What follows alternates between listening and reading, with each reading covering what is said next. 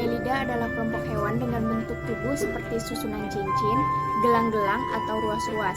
Istilah kata Annelida berasal dari bahasa Yunani dari kata annulus yang berarti cincin dan eidos yang berarti bentuk.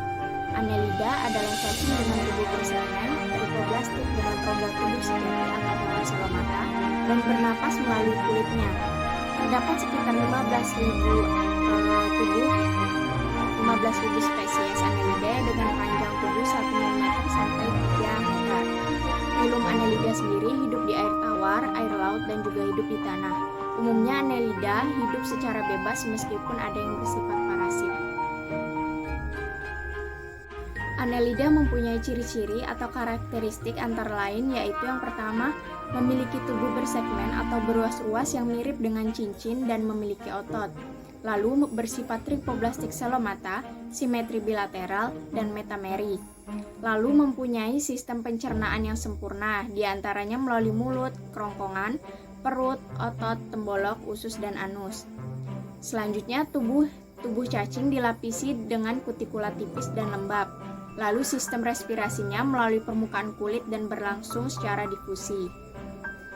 Sistem sarafnya berupa ganglion otak dan tali syaraf yang tersusun dengan tali atau tangga tali. Lalu sistem peredaran darah Annelida ini dia tertutup dengan tersusun dari pembuluh darah yang mempunyai hemoglobin. Lalu sistem ekskresinya berupa nefridia atau nephrostomy.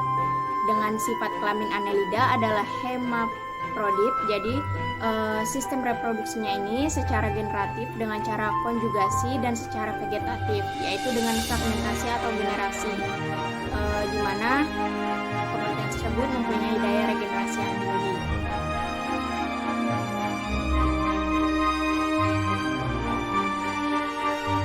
Adapun alat bahan yang digunakan yaitu cacing yang sudah dewasa, lalu styrofoam, silet, dan jarum pentul.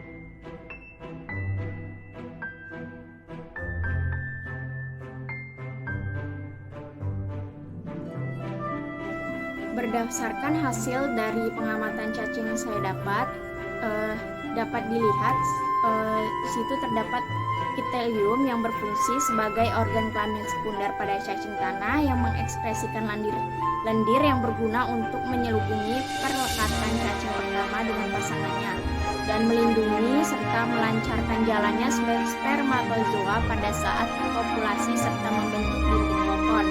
Lalu saya menemukan faring, di mana faring ini merupakan fungsi dari cacing otot untuk dapat menarik dan menelan makanannya.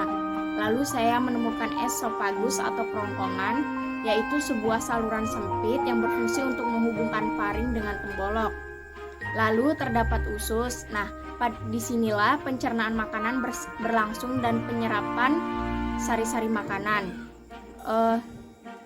Cacing merupakan hewan pemakan pembuangan sampah.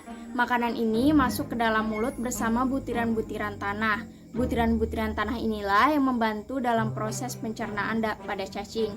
Pencernaan dan penyerapan sari makanan ini terjadi di dalam usus, lalu akan diproduksi lagi dan diteruskan kepada anus.